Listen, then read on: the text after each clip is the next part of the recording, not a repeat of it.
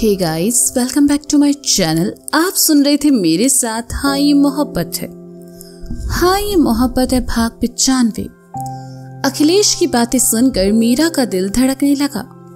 मीरा ने अपना फोन निकाला और कुछ टाइप किया, लेकिन वह किसी को भेज पाती इससे पहले ही अखिलेश ने उसके हाथ से फोन लिया और फेंकते हुए कहा, किसे फोन मिला रही हो मीरा?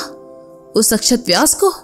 वो तुम्हारा फोन नहीं उठाएगा, वो तुमसे नफरत करता है मीरा।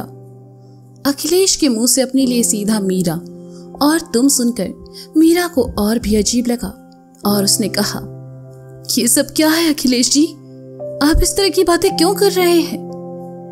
अखिलेश की खामोशी से मीरा को देखता रहा और कुछ देर बाद कहा, ये बकवास नहीं है मीरा, प्यार है, वो प्यार जो मैं तुमसे करता हूं।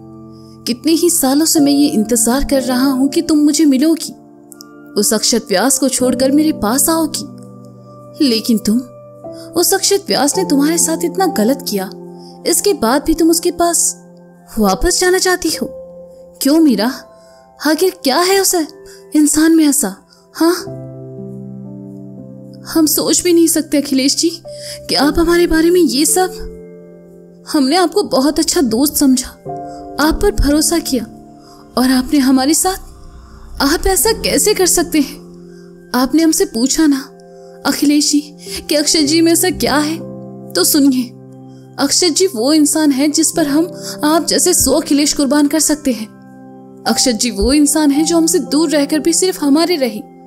अक्षत जी वो इंसान है जो हमसे नाराज होकर भी हमारे अच्छे और हमारी ढाल बनकर खड़े रहे। अक्षत जी वो मर्द है जो अपने फायदे के लिए कभी किसी औरत के साथ गलत नहीं कर सकते। आप उनकी बराबरी क्या करेंगे? आप क्या उनके बराबर खड़े रहने के लायक भी नहीं है? आज हमें समझ आ रहा है कि क्यों वो हमेशा ये कहते थे कि हम बहुत जल्दी लोगों पर विश्वास कर लेते हैं, उन्हें अपना समझ लेते हैं। आज हमें समझ आया कि आप कितने घटिया और बेकार इंसान हैं। मीरा ने कहा, मीरा तुम मुझे समझ नहीं रही हो। मीरा तुम बैठो, मैं तुम्हें समझाता हूं। कहते हुए अखिलेश ने जैसे ही अपना हाथ मीरा की तरफ बढ़ाया, मीरा ने खींचकर एक थप्पड़ अखिलेश को मारा और गुस्से से कहा, खबरदार, अगर हमें छूने की कोशिश भी की तो हमसे बुरा कोई नहीं होगा। मीरा के थप्पड़ मारे जाने का अखिलेश को जरा भी अफसोस नहीं था। अखिलेश ने अपने गाल से हाथ लगाए मीरा को देखा और कहा, चाहो तो ऐसे 100 थप्पड़ और मार सकती हो मीरा, मैं उफ तक नहीं करूंगा। लेकिन तुम्हारे होठों पर उस अक्षत व्यास का नाम मुझे तकलीफ देता है। मैं नफरत करता हूं उससे, उसकी हर बात से, उसके जिक्र से। मैं उसे तुम्हारे साथ बर्दाश्त नहीं कर सकता। तुम ये क्यों नहीं समझती?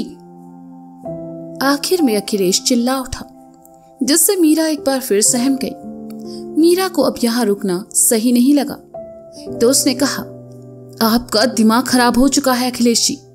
ये सब आप नहीं, आपके सर पर चढ़ी ये शराब बोल रही है। हम आपसे कल बात करेंगे। कहकर मीरा दरवाजे की तरफ बढ़ गई। अखिलेश कुछ देर खामोशी से मीरा को देखते रहा और फिर एकदम से उसके सामने आ गया। मीरा, तुम मुझे ऐसे छोड़कर नहीं जा सकती। मैं जानता हूं तुम भी मुझसे प्यार करती हो। तुम बस उस अक्षत की वजह से डर रही हो। तुम्हें उससे डरने की जरूरत नहीं है मीरा, मैं हूं ना। मैं उसे रास्ते से हटा दूंगा, वैसे ही जैसे उसकी बेटी को हटाया था। अखिलेश की बात सुनकर मीरा को एक धक्का सा लगा। उसने फटी आंखों से अखिलेश को देखते हुए कहा, क्या कहा आपने? जरा फिर से कहिए। लेकिन अगले ही पल अखिलेश को याद ही नहीं रहा कि उसने नशे में मीरा से क्या कहा। वैसे ही कुछ बड़बड़ाने लगा तो मीरा ने दोनों हाथों से उसकी कॉलर पकड़ी और तड़पते हुए कहा, क्या कहा आपने? आपने हमारी बेटी के साथ क्या आपने मारा है उसे? अखिलेश जी बोलिए, क्या किया आपने हमारी बेटी के साथ? अखिलेश ने मीरा से अपनी कॉलर छुड़वाई और कहा, छोड़ो ना मीरा, इन सब बातों का कोई मतलब नहीं है। तुम मुझसे शादी कर लो, बस मेरे साथ रहोगी तो सब अच्छा हो जाएगा। हम आपसे शादी नहीं कर सकते अखिलेश, अपनी हद में रहो। मीरा ने अखिलेश को पीछे धकेलते हुए गुस्से से कहा। अखिलेश गिरते गिरते बचा उसने खुद को संभाला और मीरा की तरफ आते हुए कहा, शादी नहीं कर सकती तो क्या हुआ? मेरे साथ सुहाग रात तो मना ही सकती हो। मीरा ने सुना तो गुस्से से उसका चेहरा लाल हो उठा। अखिलेश अब बदतमीजी पर उतर आया था। मीरा ने दरवाजे की तरफ जाने की कोशिश की तो अखिलेश ने उसे पीछे से धक्का दिया और वह सोफे पर आ गिरी। हमारे पास मत आना अखिलेश, हमें छूना नहीं, मीरा ने घबराए हुए स्वर में कहा। लेकिन शराब अखिलेश पर हावी हो चुकी थी। वह मीरा को देखते हुए उसकी तरफ बढ़ा।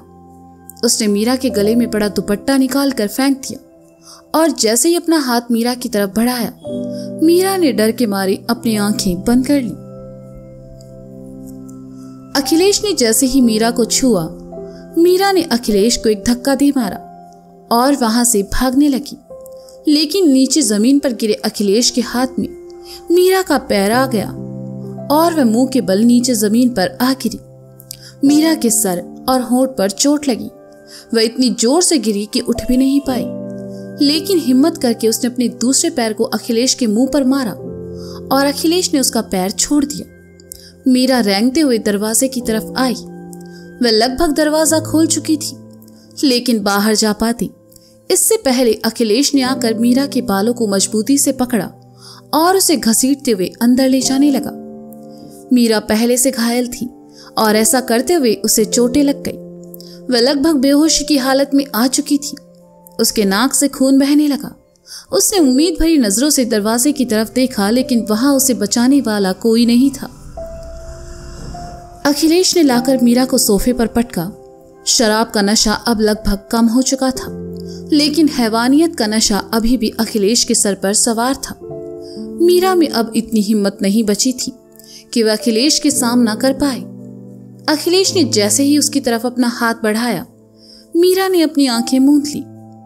अखिलेश मीरा को छू पाता इससे पहले ही किसी ने आकर उसकी गर्दन दबोची और एक घूंसा उसके मुंह पर मारते हुए कहा, तुम्हारी हिम्मत कैसे हुई मीरा को हाथ लगाने की? अक्षत की दमदार आवाज जैसे ही मीरा के कानों में पड़ी, मीरा ने आंखें खोली। अक्षत उसके सामने खड़ा था। अक्षत को वहां देखकर मीरा की आंखों में आंसू भर आए। अक्षत ने मीरा को देखा तो कहा, तुम ठीक हो मीरा? मीरा कुछ बोल नहीं पाई। उसकी बुरी हालत देखकर अक्षत ने कहा, जीजू मीरा को संभालिए। कहते हुए अक्षत ने जमीन पर गिरे अखिलेश को उठाया और दोनों हाथों से उसकी कॉलर पकड़कर गुस्से से कहा, तेरी हिम्मत कैसे हुई मीरा के साथ ऐसा बर्ताव करने की? अक्षत ने अखिलेश को बुरी तरह पीटना शुरू कर दिया। आज मीरा ने अक्षत को नहीं रोका। अखिलेश ने जो किया वो शर्मनाक था और उसकी यही सजा थी। अक्षत की मार से अखिलेश अधमरा हो गया। उसके नाक मुंह से खून निकलने लगा, लेकिन अक्षत कहाँ रुकने वाला था। अक्षत को तकलीफ में देखकर मीरा ने रोते हुए कहा, अक्षत जी, इसने हमारी अमायरा को मार डाला। अक्षत ने जैसे ही सुना, हैरानी से मीरा की तरफ देखा तो मीरा ने रोते हुए कहा, हाँ अक्षत जी, इसने कहा इसने हमारी अमायरा को, इसे छोड़ना मत अक्षत जी।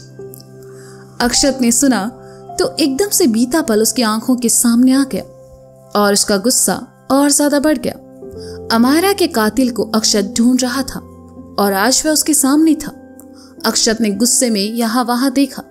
उसे दीवार के पास रखा एक बड़ा सा फ्लावर पॉट नजर आया। अक्षत ने गुस्से में उसे उठाया और अखिलेश की तरफ बढ़ा। ये सब करके अक्षत किसी मुसीबत में न पड़ जाए सोचकर जीजू चिल्लाए, आशु रुक जाओ, ऐसा मत करना।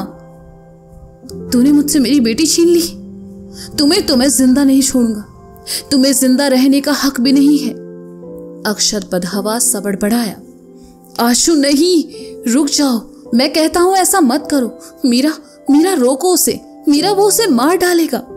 सोमी जीजू चिल्लाए और मीरा से अक्षत को रोकने को कहा, लेकिन मीरा जैसे बुत बन चुकी थी। वह बड़ी बड़ी आंखों से अक्षत को देखे जा रही थी। अक्षत ने जैसे ही वो पॉट अखिलेश पर फेंकना चाहा, इंस्पेक्टर कदम वहां आ पहुंचे और अक्षत को रोकते हुए कहा, अक्षत रुक जाओ, अखिलेश ने तुम्हारी बेटी को नहीं मारा है। इंस्पेक्टर कदम की बात सुनकर अक्षत रुक गया और इंस्पेक्टर कदम की तरफ पलटा। अक्षत को अपनी ओर देखते पाकर इंस्पेक्टर कदम ने कहा, हाँ अक्षत, मैं सच कह रहा हूं, अखिलेश ने तुम्हारी बेटी को नहीं मारा है। अक्षत ने सुना तो पलटकर जमीन पर गिरे अखिलेश को देखा और हाथ में पकड़ा पॉट साइड में फेंक दिया।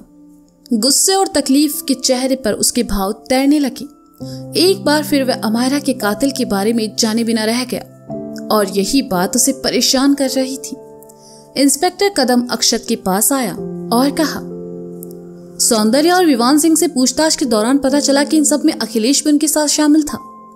साथ ही एक फॉरेन कंपनी से भी अखिलेश की डील चल रही थी। वह चाइल्ड होम को सेल कर रहा था और बच्चियों को फॉरेन भेजने का प्लान बना रहा था। वो फॉरेन कंपनी विदेशों में लड़कियां सप्लाई करने का काम करती है। सौंदर्य, विवान सिंह और अखिलेश तीनों अमायरा को रास्ते से हटाना चाहते थे। सौंदर्य और विवान सिंह का मकसद साफ था, वे दोनों जायदाद के लिए ऐसा करना चाहते थे और अखिलेश का मकसद सिर्फ मीरा के करीब आना था। लेकिन इन तीनों ने ही अमायरा को नहीं मारा है, उसका कातिल कोई और है। अक्षत ने सुना तो उसका सर घूमने लगा। आखिर अमायरा का कातिल उससे क्या चाहता था? इंस्पेक्टर कदम ने आगे कुछ कहा, कुछ दिन पहले ही सिरपुर झील पर हमारी टीम ने अखिलेश को एक पार्सल बॉक्स के साथ देखा था। पता चला वो पार्सल बॉक्स सौंदर्या ने ही रखवाया था, जिससे मीरा अपने ही पिता को अमायरा का कातिल मानकर उनके जाल में फंस जाए। आखिर वो मुझसे चाहता क्या है? क्यों खेल रहा है वो मेरे साथ? अक्षत एकदम से चिल्ला उठा। इंस्पेक्टर कदम ने अपने साथ आए कांस्टेबल से कहा, गिरफ्तार कर लो उसे और लेकर चलो थाने। अक्षत, होश से काम लो, मत भूलो तुम अपनी मंजिल के बहुत करीब हो। हम जल्द ही पता लगा लेंगे इन सबके पीछे कौन है। इंस्पेक्टर कदम अखिलेश को लेकर वहां से चले गए। अक्षत ने डरी हुई मीरा को देखा। वह जैसे ही उसके पास जाने लगा, उसका फोन बजा। अक्षत ने फोन कान से लगाया तो दूसरी तरफ से आवाज आई, कांग्रेचुलेशन मिस्टर व्यास, आखिर तुमने मीरा को बचा ही लिया। लेकिन मीरा की पापा का क्या? मैंने सुना है वो घर पर अकेले हैं, उनके साथ कुछ भी हो सकता है। हाँ, अगर किसी ने घर की गैस लीक कर दी तो दम घुटने से उनकी मौत भी हो सकती है। तुम्हारे पास ज्यादा वक्त नहीं है। All the best. अक्षत ने जैसे ही सुना, उसके चेहरे के भाव बदल गए। उसने जीजू की तरफ देखकर जल्दी से अपना फोन जेब में रखा और कहा, जीजू आप मीरा को लेकर हॉस्पिटल जाइए, मैं बाद में मिलता हूं। लेकिन तू कहां जा रहा है? सोमी जीजू ने परेशानी भरे स्वर में कहा, जीजू मेरे पास इतना टाइम नहीं है, आप मीरा को लेकर हॉस्पिटल जाइए प्लीज। कहते हुए अक्षत अखिलेश के घर से बाहर निकल गया। सोमी जीजू मीरा को लेकर उसकी गाड़ी से हॉस्पिटल के लिए निकल गए। मीरा उनके बगल में ही बैठी थी। उन्होंने गाड़ी चलाते हुए मीरा की तरफ देखा और कहा, थोड़ी देर और मीरा, हम हॉस्पिटल पहुंचने वाले हैं। तुमने लोकेशन भेजकर अच्छा किया, वरना आज कुछ भी हो सकता था। अक्षत जी, वो ठीक नहीं है जीजू, आपको उन्हें अकेले जाने देना नहीं चाहिए था। मीरा ने दर्द से तड़पते हुए कहा, वो बहुत जल्दी में कहीं गया है, शायद वो किसी बड़ी मुसीबत में है। तुम चिंता मत करो, मैं कुछ करता हूं, सोमी जीजू ने कहा। मीरा ने अपनी आंखें मूंदी और सर सीट से लगा लिया। मीरा की आंखों के सामने कुछ देर पहले घटी घटना आ गई। जब वह अक्षत से मिली भी तो ऐसे हालातों में। तो दोस्तों, क्या लगता है आपको? मीरा को तो आपके अक्षत जी ने बचा लिया, पर क्या अमर जी को अक्षत बचा पाएगा? आखिर वो किडनैपर है कौन? मैं भी परेशान हो गई हूं जानने के लिए, और आप लोग भी। पर मुझे यकीन है जल्द ही आपको उसके बारे में पता चलेगा। तब तक के लिए शुक्रिया, बाय बाय। सुनते रहें और हाँ, मिलेंगे अगले भाग के साथ। Bye bye.